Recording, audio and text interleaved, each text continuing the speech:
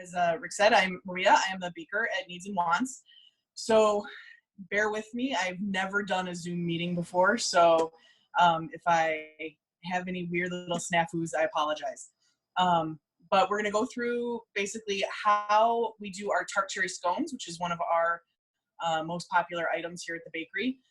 Scones are super easy to execute at home, so I thought that this would be a nice sort of intro thing for people who maybe are baking more than they normally do at home right now. You don't need any specialty tools. There are tools that make things a little easier, and I will go over some of those, but in general, scones are something that you can easily do just with your two hands in a bowl.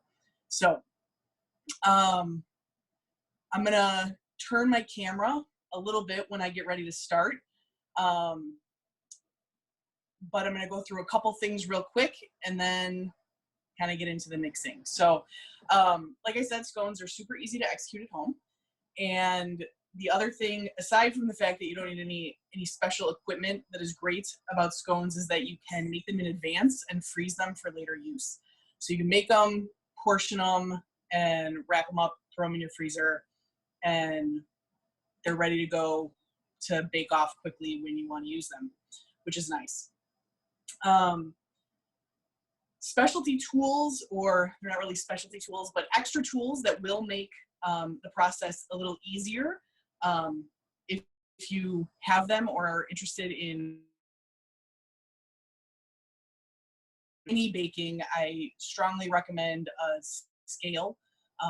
Baking at its core is chemistry. So having a scale to weigh your ingredients is going to make everything way more accurate than going by cups and teaspoons. Second, for scones particularly, like biscuits or pie dough, you want your butter really cold when you fold it, cut it into your flour. So what we actually do here at the bakery when we're producing for sale is I use a box grater and I grate the butter in. So I keep the butter super cold and then grate it in, and that makes sure that it gets really small and is easy to distribute evenly throughout the dough. For finishing, I recommend a pastry brush if you have one. At the end, you'll see we kind of brush cream on the top of the scones to help with browning, and we dust with sugar. And having a pastry brush just makes that process a little bit easier. The last thing that makes shaping a little bit easier for these is if you have a sheet pan with sides, you can press your dough into the pan and get it nice and even and level, and then cut portions out of that, which just makes them a little bit more uniform. But you can certainly also just form on your countertop and shape them however you want. So I'm going to go ahead and turn my camera now, and we can start actually mixing. Let me see if I can get my bowl a little bit more focused in here.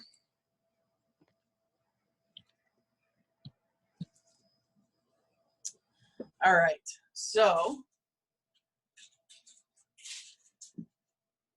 in my main bowl here, I have all my flour. So these scones use a combination of all-purpose flour and pastry flour.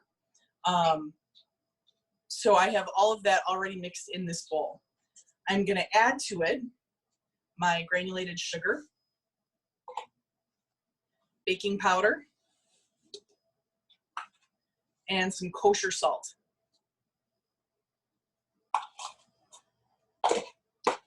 So that is all my dry ingredients, and I'm just going to mix those all together. And the next step is to cut in your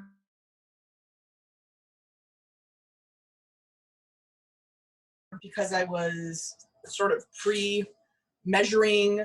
I thought it would be easier to just work it in by hand for the purposes of this, but I highly recommend grating if that is an option for you.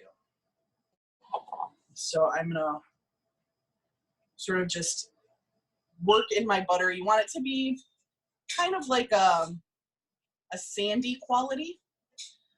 And I'll try to get a close-up on the bowl here when I finish, so you can kind of see the texture that we're going for. You just don't want to have any really giant chunks of butter left. You want it to be pea-sized or smaller for the most part.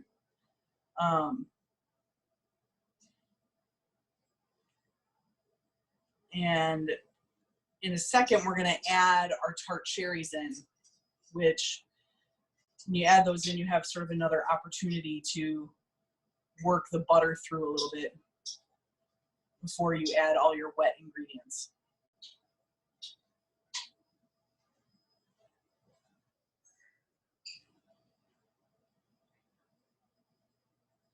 I see all these little messages popping up on my screen. I assume there will be an opportunity at the end of this to sort of answer questions. I can't hear anybody or really respond to things right now, but that's fine, Maria. I've taken care of all that good stuff. Don't worry about that. Just let me know when everybody's ready for questions.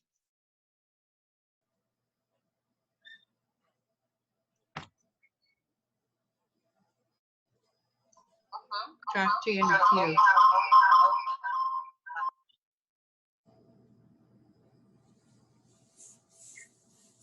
all right. So I'm pretty good on my butter now. I'm gonna sort of like do a little close up here so you can sort of see what it looks like. There's still a few little chunks, but for the most part, that butter is worked through and it's pretty small pieces. And so now I'm gonna add my tart cherries. I use dried tart cherries, which you can pick up at pretty much any grocery store. One of the things that's great with this recipe is the base can really be flavored in any way you want. So if you don't like tart cherry, you can add a different dried fruit. You can add any fresh fruit. I would not recommend using frozen fruit only because the moisture content is so different and it's going to add a lot more moisture to your mix. All right. So now that I've got the cherries and the butter all worked in, I'm going to add my liquid. One of the things that I really like about this scone base, as opposed to many that I've used, is scones have a tendency to be very dry. These scones are not dry. So part of that is because there are eggs added, which sort of strengthen it and add a little bit of extra moisture. So this has 2 eggs and then heavy whipping cream. And you're just going to add all that liquid. And again, I just work the whole thing by hand until it is a solid kind of mass. I don't normally do it in this size bowl, but I thought my normal bowl would be way too big for this size of a recipe. So if I look a little awkward, that's why.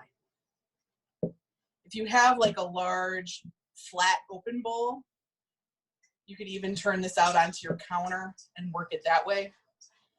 It's going to start out pretty sticky, and as you work it, it's going to sort of come together into a solid mass.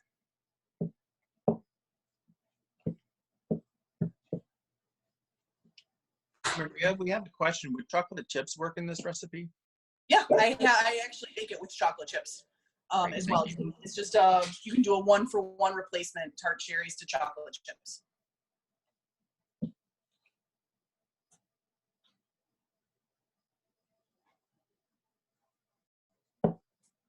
Yeah, so this base recipe is sort of the base for pretty much all of our sweet scones here. We just mix up the flavors and we may change the moisture level a little bit depending on what we're making, but okay. So you can see that's all come together now. It's a nice solid dough.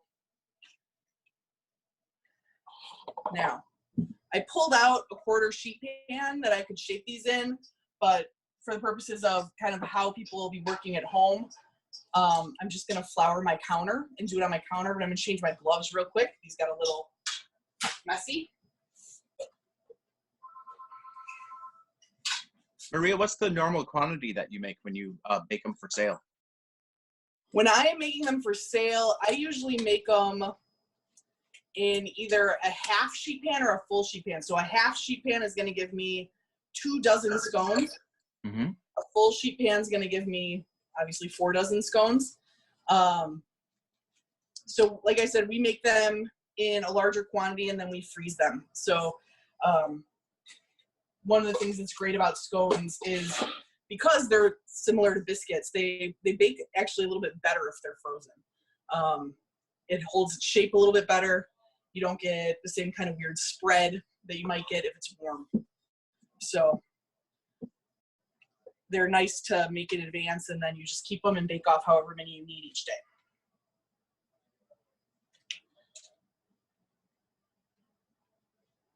All right. So this is our final dough.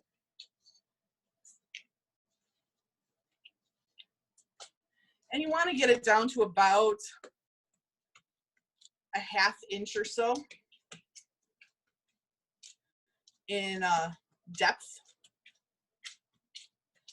And this recipe, the one that I sent to the library, should make about a dozen scones,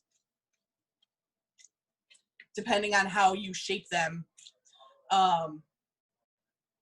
You know, you can obviously shape them however you want. If you've ever had them here, we cut them into triangles. So what I do is a 4-inch square, and then I cut that in half on the diagonal. And that's how I shape our scones here. But you could just take a round cookie cutter and cut it into circles. You can cut it into squares. You can cut it however you want.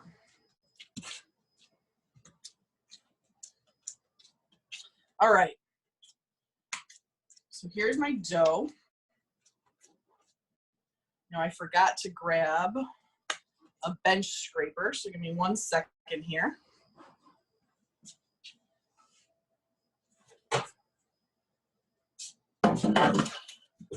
So for cutting, I like to use a bench scraper. For me, that honestly has to do more with my table than anything else. This is like a wood table, and I don't want to use a knife on it and mar the surface. So I use a bench scraper so that I can kind of cut through my doughs and shape things without damaging my table. But I'm gonna just square everything off and shape basically how I would shape if I were selling these in the store.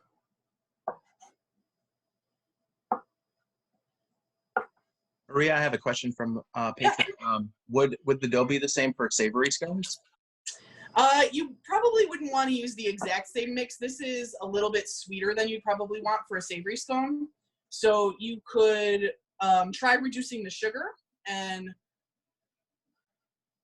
you might want to up the salt slightly. I wouldn't up it much. And then, you know, use whatever mix-ins you want. We have a separate savory scone, which is really my only scone that uses it completely. Yeah, this one would probably be a little bit sweet.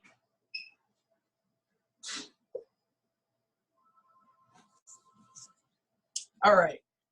So for my purposes, I'm going to pull out my ruler and go for my 4x4 squares here.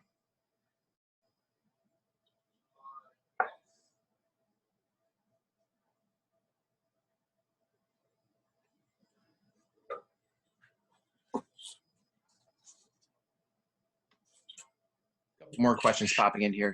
Yeah. What makes this a scone versus a cookie? And are you using dried cherries that would go on a salad? I missed you. You froze up, so I just heard that. Yeah. What makes this a scone versus a cookie? And are you using the same kind of dried cherries that would go on a salad? Okay. Yes, it's the exact same kind of cherries you would use on a salad. We get our dried cherries from a restaurant manufacturer or from a restaurant supplier, but I've also gotten them from Costco. Like, it's just the regular bag of dried cherries that you'd find in a grocery store. So just find one that you like. Some have more flavor than others, I've found. So find one you like and go with that. What makes it a scone versus a cookie? A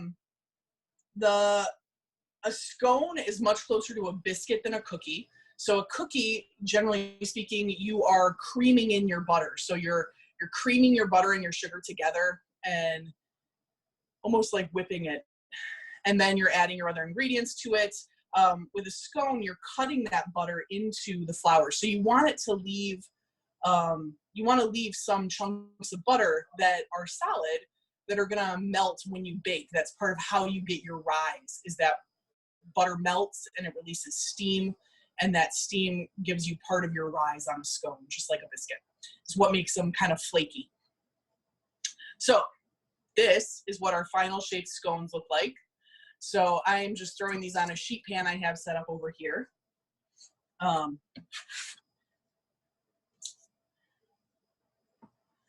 you can see, I mean, I cut down a lot because I didn't spend the time to like make a perfect rectangle when I started. And you can re-roll that. It's better, obviously, if you re-roll as few times as possible. Every time you roll that dough out or pat it down, it's gonna sort of incorporate that butter more and make your final dough a little bit tougher. You're gonna lose some of the flakiness. But I got, 8 scones out of that first sort of roll, and then I'm just gonna press it down. And you notice I don't use a rolling pin at all, the dough that much. I'm just patting it down to the depth that I want so that I can work it as little as possible. You know, and then you can kind of finish off.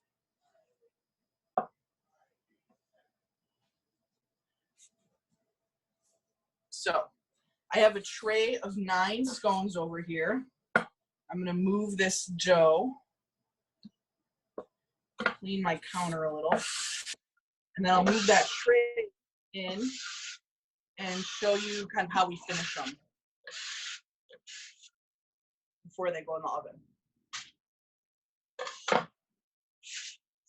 So here is our tray of scones. And then all of our scones, whether they get dusted with sugar or not, will get brushed with heavy cream before they go in the oven. That helps them brown. So I'm gonna brush these.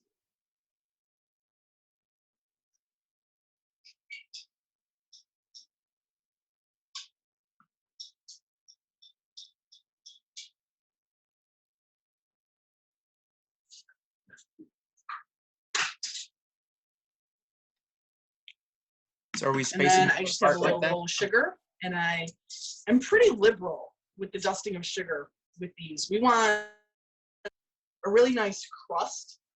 I mean, it kind of gives it that crunch. And even though I would say that this dough is too sweet to use as a savory scone, it is not an overly sweet scone dough. So you get a little bit more sweetness than from this sugar crust. The tart cherry is the only scone we give a crust to, though. All of our other scones, we either do a glaze or we just leave them naked, for lack of a better word. So this is what they look like before they go in the oven.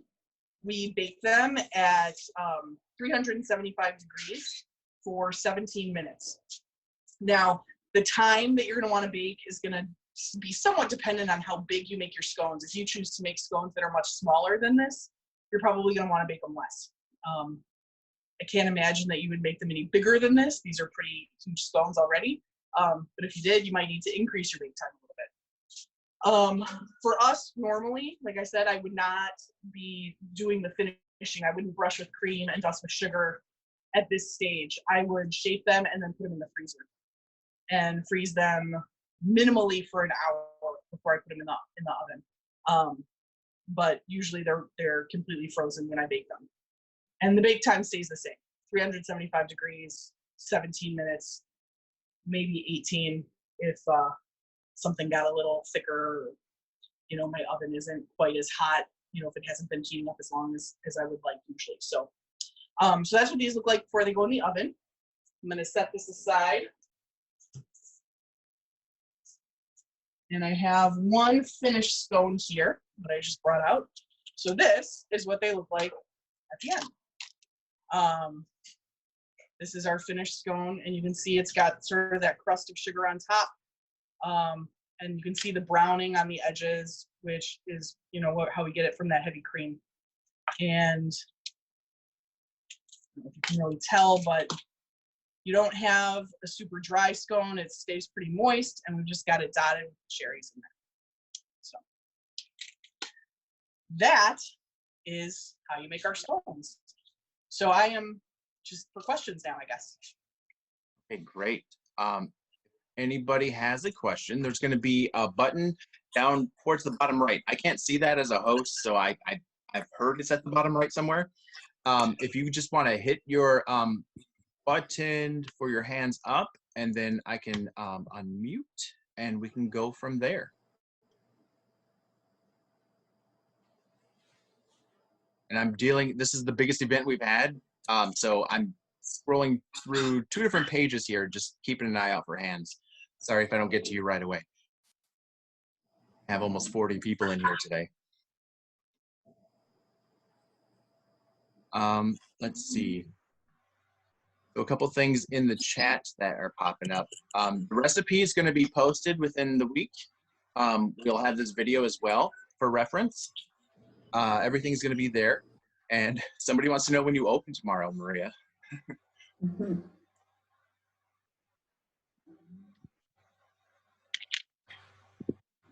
What time do you guys open tomorrow, Maria?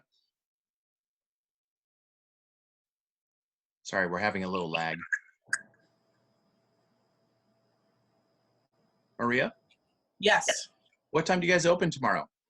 We are open at 8 a.m. tomorrow. Our hours right now during quarantine times are 8 to 4, Monday through Friday.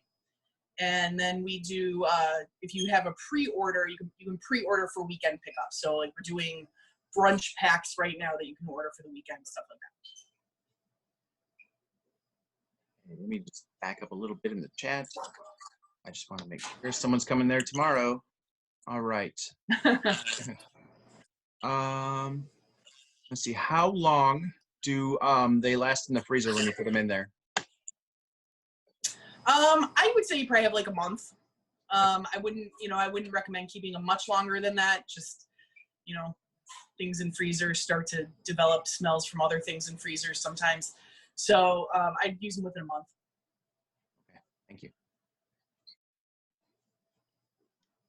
How many scones do you get out of one batch usually?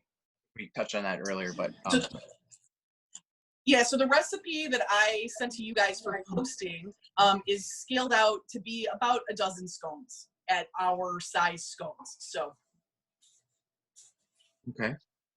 And how do you store them in the freezer? Is there a certain wrap or anything that you use in particular? I use plastic wrap. I wrap my trays, you know, top and bottom thoroughly all the way around, and throw the tray in the freezer. Okay. Looks like we have somebody who wants to talk.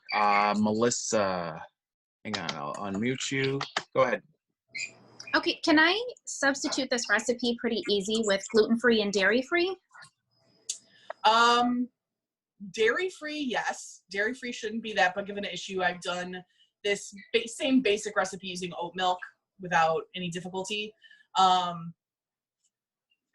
Gluten-free is a little harder. I would certainly recommend getting, like if you have an all-purpose blend already, start with that. You might want to add like some xanthan gum. Okay. As well. That sometimes helps with things that don't have gluten to just give you a little bit more of the structure. Okay. So. Okay. And do you guys ship? Because I'm in Michigan. We don't, generally speaking. There's too much loss of quality. You know, I can't get it to you fast enough, unfortunately. Okay, I understand. Thank you. Yeah. Melissa? Another question on the chat. If you were to substitute with dried cranberries, would it be the same amount?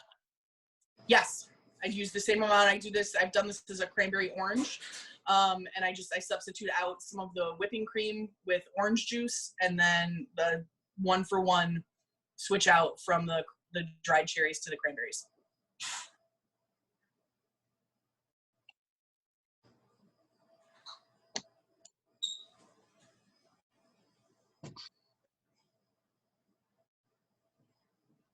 Right.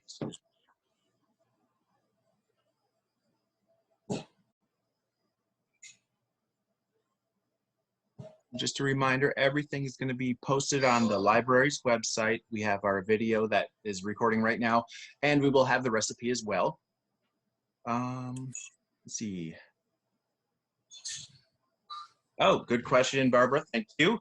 As soon as it's in my hands, I will track down everybody's website who registered, and I can forward that to anybody. I'll send it to everybody in the list. If you see in the chat, she's just asking why we have to wait for it to be posted, the recipe. So I will, as soon as I get it, I'll make sure I can forward it to everybody that's here. And additionally, it will be posted on our website.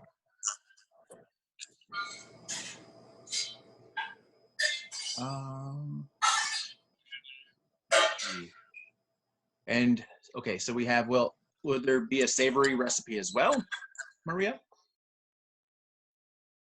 I don't know. The library hasn't asked me to present a savory recipe.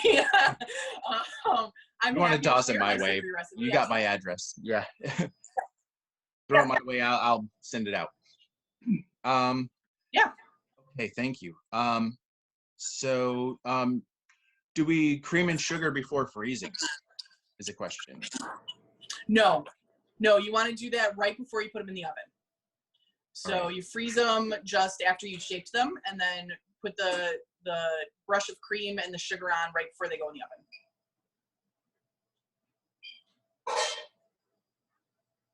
oven. Let's see. Okay, question from Rachel. How long do we bake the scones? I think it was 17 minutes, right? Correct, yeah. 375 degrees, 17 minutes. Thank you. Depending on your oven, maybe 17 to 20. You know.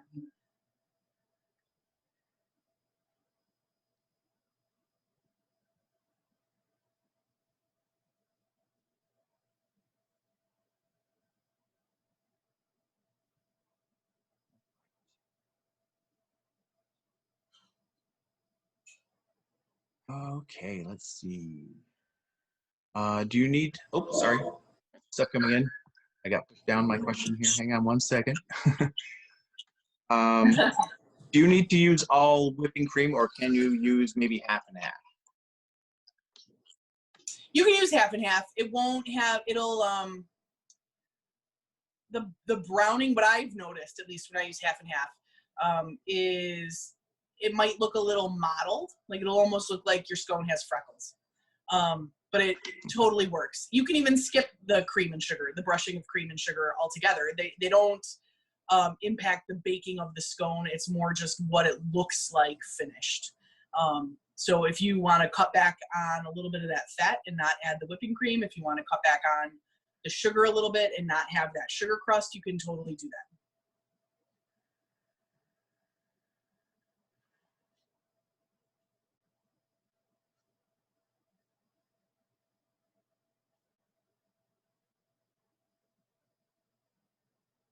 You have any more questions? I'm checking the sides here.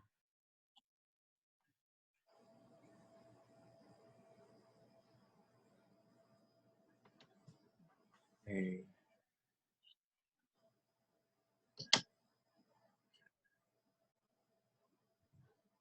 Nothing on my end. So yeah, the recipe is gonna have all the ingredients and measurements and everything like that.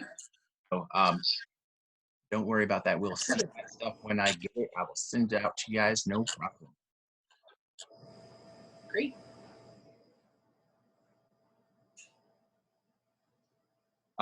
Somebody's asking, do you have a little background on the bakery? Maybe how it got started? I love the name, by the way, because I'm a sucker for puns. But yeah. Yeah, we love puns here. So the bakery, we opened last September. My background actually is I was in retail for a long time, and then I worked in higher education doing finance and budgeting for a university. And in my job at the university, and sort of made a decision to follow this sort of long dream that I had of going to pastry school. And I went to the pastry program at College of DuPage and I focused on breads and vinoiserie, which is sort of Viennese style pastries, things like croissants and Danish and laminated doughs. We live in Skokie. My wife has owned her house in Skokie for 18 years. And when I finished school, we really wanted to look at exploring opening a business in Skokie. The plan had not been for it to happen quite so quickly. I was gonna work for some other people for a while, but it so happened that Sweetie Pies had decided to close, and this space became available, and the stars aligned, and we were able to take over the space. So that's what we did. Perfect space. It's a great space. Yeah. And we have loved being here.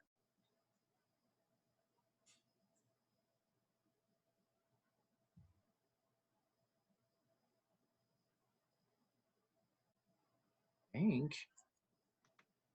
everyone's out of questions. Thanks for the extra history there. That was Yeah. Well, if nobody else has any other questions, I just want to remind you, we have Kneads and Wants is located in downtown Skokie, right on sorry. Can you give the address, please? I know where it is. I live here too. 8042 Lincoln. Thank you. Yeah.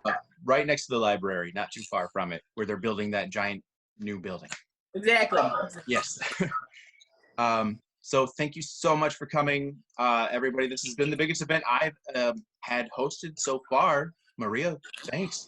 This is awesome. Thank you. I had like 40 people here. So Wonderful. any other questions that come up for anybody? I'm going to throw the email address in the chat. You can email events@skokielibrary.info.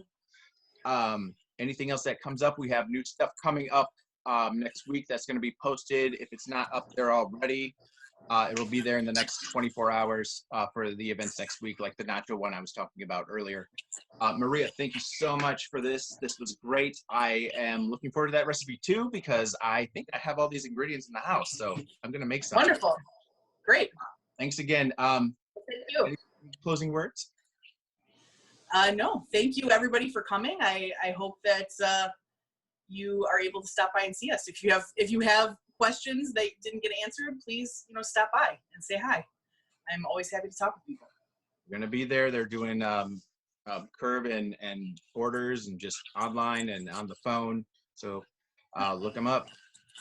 All right. Well, thanks for everybody coming today. If anything else comes up again, you can email us at the library, and go visit Maria. She's got some scones for you. She just made them. You saw it. All right. Thanks everyone. Have a good day.